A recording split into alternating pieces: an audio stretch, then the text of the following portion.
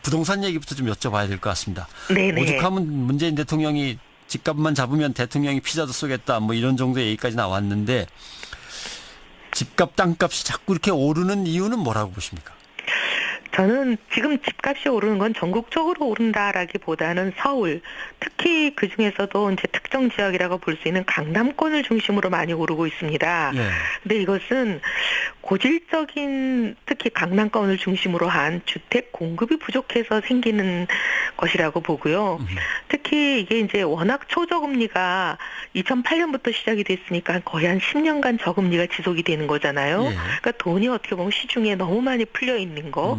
거기다가 새 아파트 공급이 워낙 부족한 거. 서울은 지금 주택 보급률이 96%밖에 안 되지 않습니까? 네. 근데 다 서울에 살고 싶어 하고 특히 강남권역에 살고 싶어 하고 이런 것들이 맞물려서 일어나는 현상이라고 보지요. 네. 국지적인 문제인데 그러면 지금 정부 대책은 전국적으로 나오고 있는데 미스매칭이 있다고 말씀을 하시는 거군요. 그러기도 하고 지금 공급이 많이 부족해서 생기는 문제가 본질인데 예. 투기 수요가 문제다라고 하면서 수요 억제에만 방점을 두게 되면 공급을 확충하는 대책이 없이 투기 수요만 잡는다고 이게 해결이 되지는 않거든요. 같은 얘기 아닙니까? 공급을 많이 했는데 그걸 투기자들이 자꾸 가져가니까 이게 또 공급이 모자라는 거 아닙니까? 근데 투기자가 가져간다기보다는요. 예. 공급이 많지가 않습니다. 지금 사실 보면은 주택 보급률이 96%밖에 안 된다는 얘기는 지금 공급이 안 되고 있다는 얘기거든요. 네. 그리고 서울은 지금 보면은 지난 2년 동안에 특히 강남권 이것을 보면은 주택 공급이 1% 정도밖에 늘질 않았어요. 거의 공급이 없습니다. 공급이 없으니까 투기 수요자들이 갖고 간다라기보다는 뭐 투기 수요도 있긴 있겠죠. 하지만 진짜 중요한 거는 실수요자들도 상당히 많은데 이 실수요자들도 충족시켜주지 못하는 공급 부족이 더 문제인 거죠. 예. 지난 3, 4년간 규제 완화 계속하면서 초이노믹스를 통해서 부동산 열기를 계속 군부를 뗐으니까 이것들을 바로 잡아야 된다. 지난번에 이렇게 말씀하신 것 같습니다. 네, 그 부분도 영향이 있습니다. 왜냐하면 아까 말씀드린 대로 초저금리 이게 바로 이제 초이노믹스의 한 축이거든요. 예. 초이노믹스라는 게 보면은 돈 풀어서 부동산 띄우기 이렇게 요약할 수 있는 거 아니겠습니까? 그렇죠. 근데 계속 돈을 푼다는 게 이제 저금리를 지속적으로 유지하는 건데 그러다 보니까 시중에는 돈이 어마어마하게 풀려 있어요.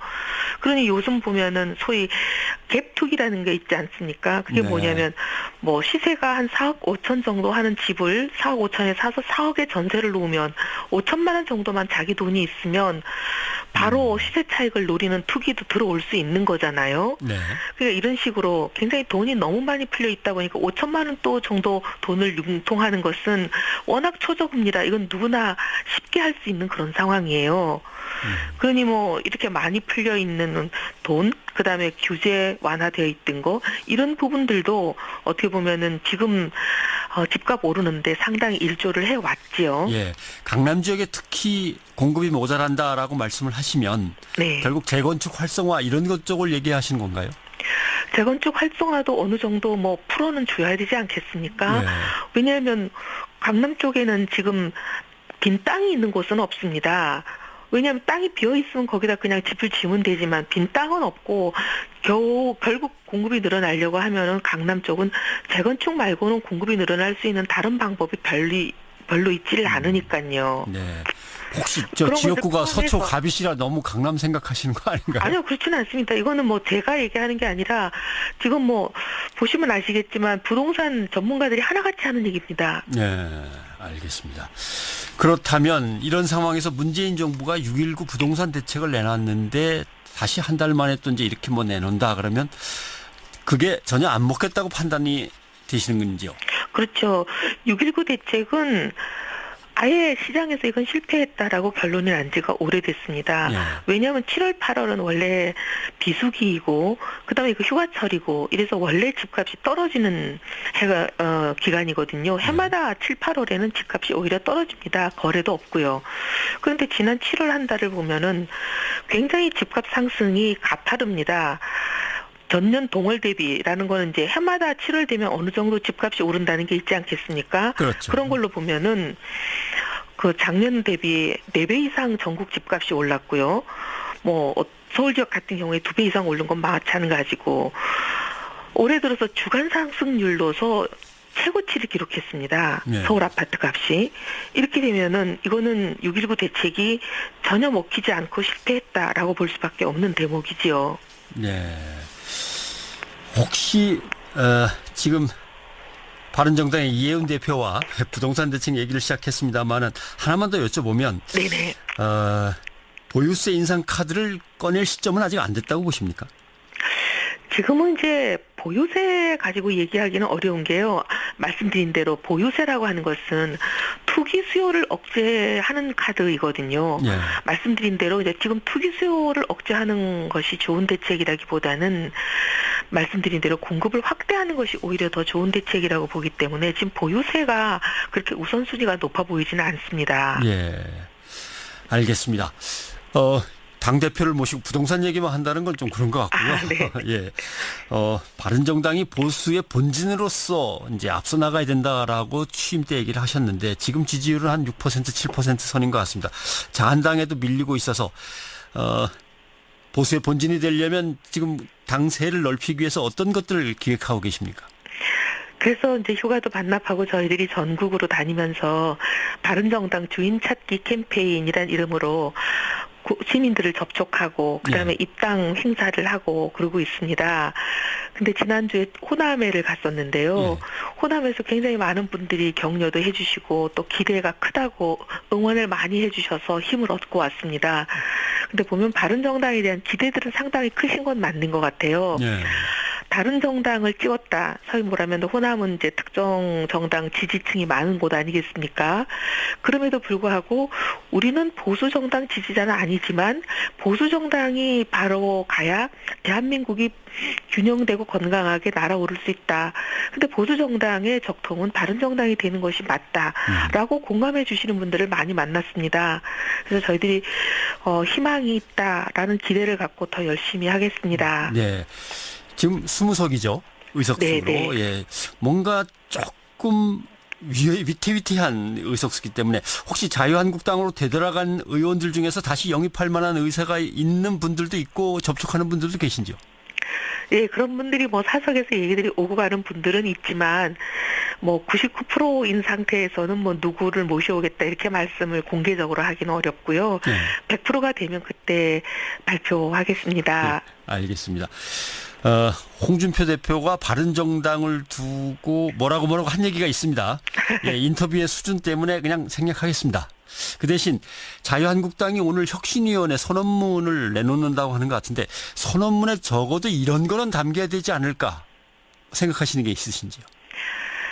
과거 본인들이 탄핵의 원인을 제공했던 그런 부분에 대한 솔직히 말하면 주범들이 계시는 거잖아요. 네. 근데 그분들에 대한 인적 청산을 어떻게 할 건지 하는 부분이 제일 먼저 들어가야죠. 인적 청산? 진박 쪽을 얘기하시는 건가요? 진박 혹시? 뭐 누구라고 이름을 딱 집어서 말할 수는 없지만 뭐 국민들이 다 알고 계시는 그런 분들이죠. 박근혜 대통령 당시 가장 정부 요직을 차지하고 당에서도 주류였고 그러면서 박근혜 대통령의 눈과 귀를 막았고 박근혜 대통령의 탄핵에 일조했던 그런 분들이 있죠. 그리고 사실 국민이 주신 권력으로 자기들의 주머니를 채웠던 그런 분들, 그리고 탄핵이 되고 나서도 이 탄핵이 잘못됐다라고 계속 주장하고 계시는 분, 불법이다, 위헌이다 이렇게 하고 계시는 분들이 청산이 돼야 되는데 문제는 혁신위원장과 당 대표부터가 탄핵이 잘못됐다, 불법이다, 위헌이다 그러고 계시는 거 아닌가요? 예. 근데 그분들이 혁신의 지금 주체인데 그분들이 자기 자신을 청산할지 의심이 듭니다. 네, 알겠습니다. 그래도 홍준표 대표가 뭐라고 한마디를 던진 게 있어서 반론권을 안 드리면 안 될 것 같은데 혹시 홍 대표한테 하실 말씀 있으면?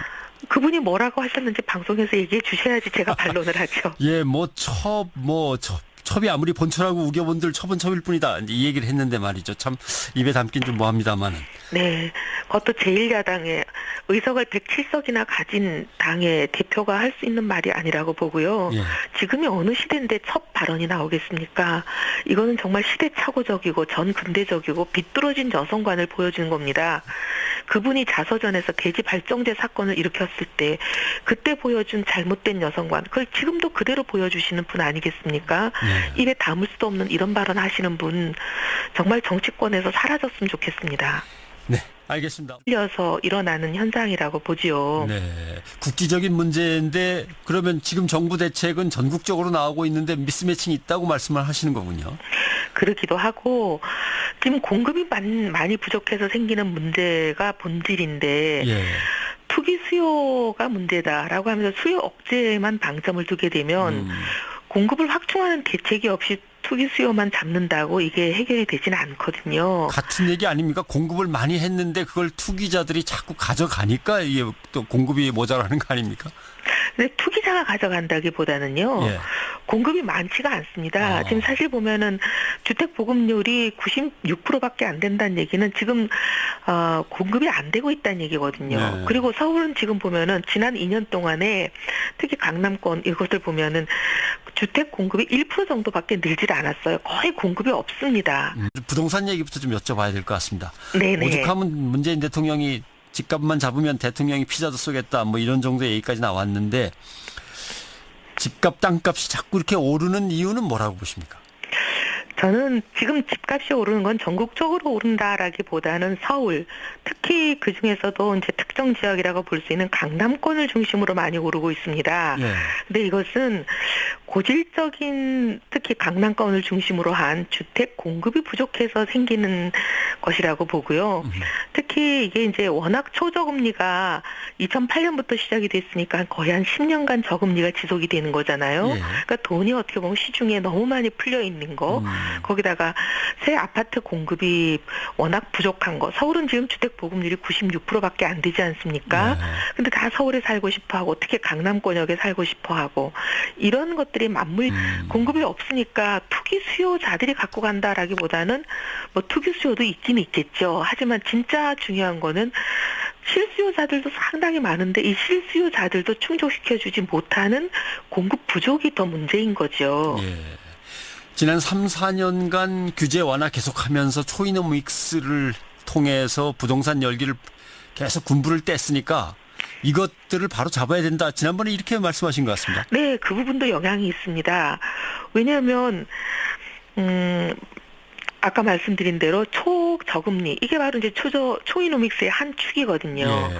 초이노믹스라는 게 보면은 돈 풀어서 부동산 띄우기 이렇게 요약할 수 있는 거 아니겠습니까? 그렇죠. 근데 계속 돈을 푼다는 게 이제 저금리를 지속적으로 유지하는 건데 그러다 보니까 시중에는 돈이 어마어마하게 풀려 있어요. 그러니 요즘 보면은 소위 갭 투기라는 게 있지 않습니까? 그게 네. 뭐냐면 뭐 시세가 한 4억 5천 정도 하는 집을 4억 5천에 사서 4억에 전세를 놓으면 5천만 원 정도만 자기 돈이 있으면 바로 시세 차익을 노리는 투기도 들어올 수 있는 거잖아요. 네. 그러니까 이런 식으로 굉장히 돈이 너무 많이 풀려 있다 보니까 5천만 원 또 정도 돈을 융통하는 것은 워낙 초저금리라 이건 누구나 쉽게 할 수 있는 그런 상황이에요. 그러니 뭐 이렇게 많이 풀려 있는 돈, 그다음에 규제 완화되어 있던 거 이런 부분들도 어떻게 보면은 지금 집값 오르는데 상당히 일조를 해왔지요. 예. 강남 지역에 특히 공급이 모자란다라고 말씀을 하시면 네. 결국 재건축 활성화 이런 것 쪽을 얘기하시는 건가요? 재건축 활성화도 어느 정도 뭐 풀어는 줘야 되지 않겠습니까? 네. 왜냐하면 강남 쪽에는 지금 빈 땅이 있는 곳은 없습니다. 왜냐하면 땅이 비어 있으면 거기다 그냥 집을 지으면 되지만 빈 땅은 없고 결국 공급이 늘어나려고 하면은 강남 쪽은 재건축 말고는 공급이 늘어날 수 있는 다른 방법이 별로 있지를 않으니까요. 네. 혹시 저 그런 지역구가 것들 서초 포함해서- 갑이시라 너무 강남 생각하시는 거 아닌가요? 아니요, 그렇지는 않습니다. 이거는 뭐 제가 얘기하는 게 아니라 지금 뭐 보시면 아시겠지만 부동산 전문가들이 하나같이 하는 얘기입니다. 네, 알겠습니다. 그렇다면 이런 상황에서 문재인 정부가 6.19 부동산 대책을 내놨는데 다시 한 달 만에 또 이제 이렇게 뭐 내놓는다 그러면 그게 전혀 안 먹혔다고 판단이 되시는 건지요? 그렇죠. 6.19 대책은 아예 시장에서 이건 실패했다라고 결론이 난 지가 오래됐습니다. 예. 왜냐하면 7월, 8월은 원래 비수기이고 그다음에 이거 휴가철이고 이래서 원래 집값이 떨어지는 기간이거든요. 해마다 7, 8월에는